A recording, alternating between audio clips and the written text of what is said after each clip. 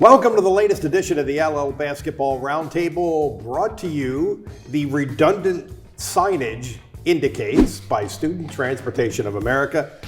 My name is Mike Gross, and the familiar panelists are Jason Guarente, who covers boys basketball for LNP LancasterOnline.com, Jeffrey Reinhardt, who covers the girls' side of things. And we're a couple of weeks into it now. Some patterns have started to emerge. Some teams have got off to more than just good starts and are actually having really good seasons. And we're going to look at some of the players and teams that have sort of caught our notice in that regard. Yes. Jeffrey, Manheim Township beat the Catholic Crusaders last night. Manheim Tell us Central. a little bit about that. Manheim Central girls. Yeah, they beat Catholic What did this I week. say? You said Township. Oh, sorry. No, My bad. Central. Barons beat Lancaster Catholic this week. Fair and square, 43-30. Held them to 30. Held them to That's 30. pretty strong. Yeah. I've gotten a zillion messages. What's up with Catholic? It's a different team, gang. They lost a lot of great kids off the state championship team. And, I talked to Detz after the game, and he's honest. You guys know Charlie. He said, well, there's going to be a lot of noise now that we lost. But we got to just get back on the horse and keep on going. But it's a different Catholic team. Carly Anderson's back, and she's playing great, but there's a lot of sophomores and juniors in there who just haven't played in big games yet. Still figuring it out. Tip of the cap to the Barons. They came back the next night and beat Cocalico, which is in first place in Section 2. So Central's playing really well here early on, and Catholic has a couple of losses. Central has one loss. The Central boys, by contrast, have 0 losses. And they've been pretty solid. I mean, their schedule's been okay. What do you think, big guy? 3 undefeated teams left in the LL. Lancaster Mennonite, we probably would have thought that, right? Yep.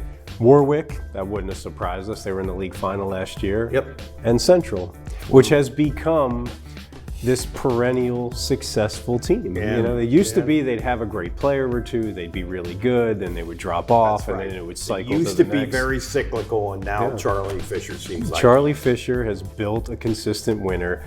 Mason Rogers is a 6'3" guard who can shoot three-pointers, who averages 18 points a game. He had 9 rebounds, so that's a different kind of player. They have guys who buy in defensively. Ryan Kneff's a senior who played a lot last season. They have Landon Zizet, who didn't play at all really last season, who's become a double-digit scorer. Nice. They just find the next group of kids to help them out, and they've become that perennial winner. And they dropped down to Section 3, so it'll be Central, LS, and probably Octorara duking it out for that championship.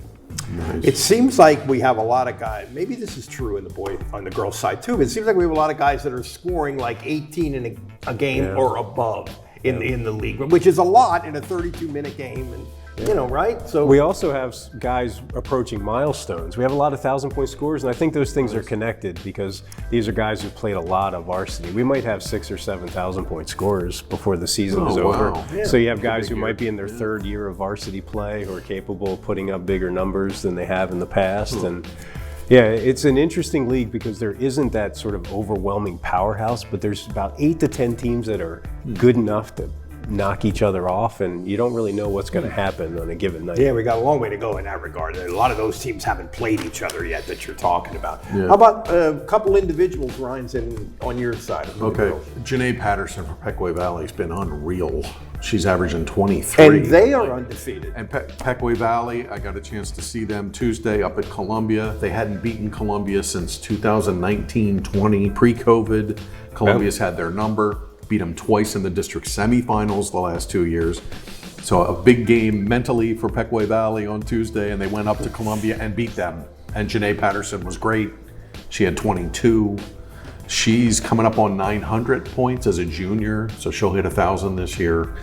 Pequay Valley's been really good, and they have a big game Thursday against Danville-Cleona. Dutchmen were 5-0, and now they've lost 2 non-league games back-to-back, but they're tied for first with Pequay Valley and Lancaster Country Day in Section 4. Anvil at Pequay Valley on Thursday night for first place. And also a school we've talked about an awful lot on this show over the last 6 months, the Vikings. Northern Lebanon's been really good. I've seen them twice. They have a huge game on Friday night. Lancaster Catholic goes to Northern Lebanon Friday night. Catholic Let's mention That the has streak here. those two have a little edge with each They other. do. Little history there. The last couple of years, maybe not so much. Catholics kind of dominated, but 3, 4, 5 years ago, they were back and forth. And in the COVID year, they were supposed to play in the state quarterfinals that's right, yeah. when the season was canceled. That's right. So there is some that history weird with these teams.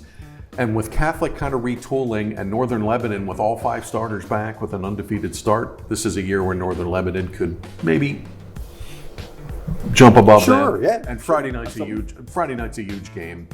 Catholic had won 80 section games in a row.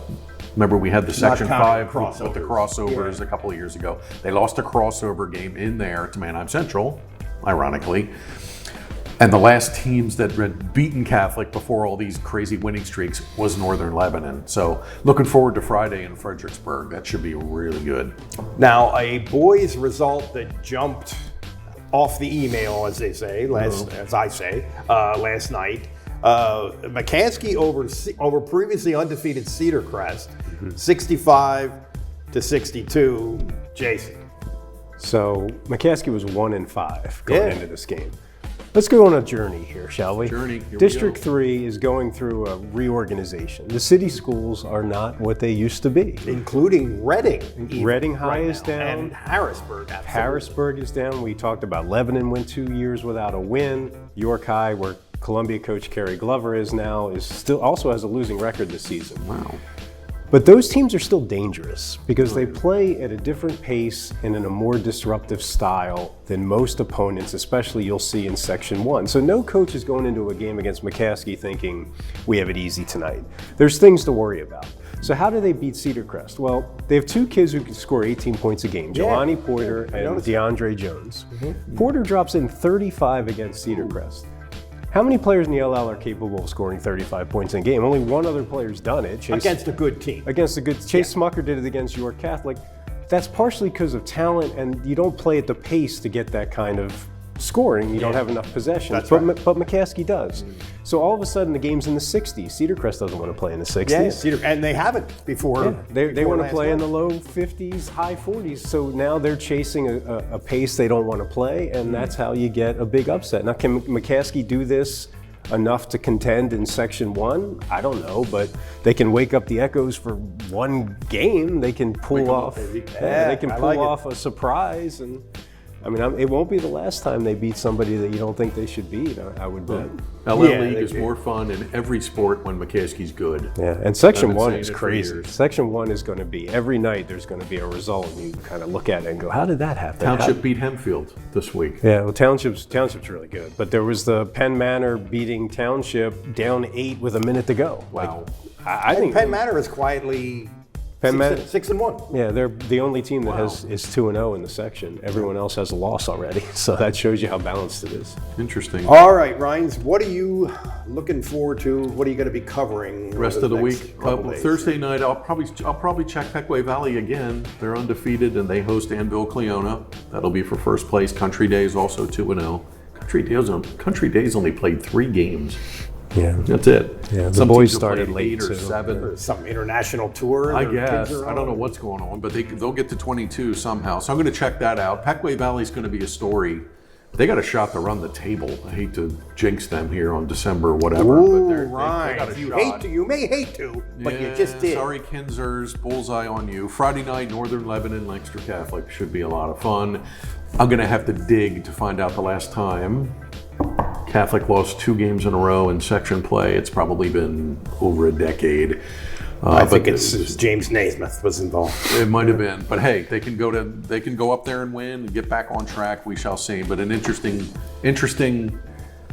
week here going into the holidays. All right, Jason, your itinerary. Well, it's not a great week for boys games. An interesting one is Linville Hills playing Peckway Valley, which is interesting for a lot of reasons. Mike Schatzman used to coach at Peckway Valley. His assistant at Peckway Valley is now the head coach, Aaron Graybill. A lot of those kids on Linville play sports for Peckway Valley as a co-op, baseball team, baseball and football. So that's fun. And, it's like a whole area that's connected, and a lot of these kids cross over. So that'll be a good one. I wanted to mention 2 kids who got to 1,000 points, Chase Smucker at LS and Caleb Johnson at Warwick. Jerry Johnson Jr. At La Academia should get there tonight. It's Wednesday. Oh, wow. And there's more coming. I think Michael Lauer at Penn Manor will probably be the next one. Nice. I got speaking of Linville Hill, their girls 7-0. They're flying right along. They play State College in the Lions Holiday Tournament next Well, Friday. that's a scheduling That's too. stepping up there. That's a 1A playing a 6A. That's big. The District 3 teams have to go out of the district to play those big schools because the big District 3 schools won't play them because They of will power not. ratings. Linville Hill cannot get schedules. Desiree Smucker, they're really good senior. She's at 933 points, so she'll get 1,000 here soon. Janae Patterson's coming up on 900 for Pequay Valley. All right, gang, that's it. A programming note. Programming note. Next week, of course, this is Wednesday. Next Wednesday, there will be no show, of course, because of the holiday. And our next time together will be Thursday, January 2nd, right after the holidays are complete. And maybe we can take a little closer look at the section races and everything that's going on in the league. We'll be a little farther into it. So that's it, gang. This has been the LL Basketball Roundtable, brought to you by Student Transportation of America. For Jason Guarente and Jeffrey Reinhardt and Mike, we'll see you later.